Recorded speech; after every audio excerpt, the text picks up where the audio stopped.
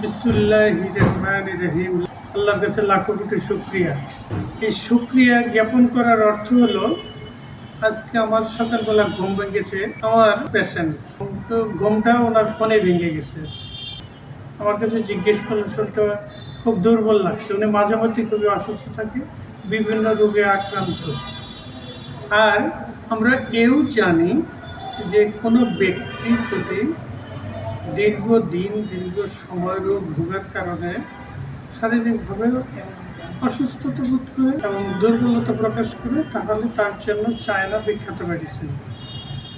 আমি তাকে China suggest করেছি এবং এই চায়না যদি সেবন করে এই ধরনের লক্ষণাবলী নিয়ে যে কোনো ব্যক্তি সুস্থতা বোধ করবে এবং শারীরিকভাবে স্ট্রং ফিল করবে। ভালো থাকবেন, সুস্থ থাকবেন। আসসালামু আলাইকুম।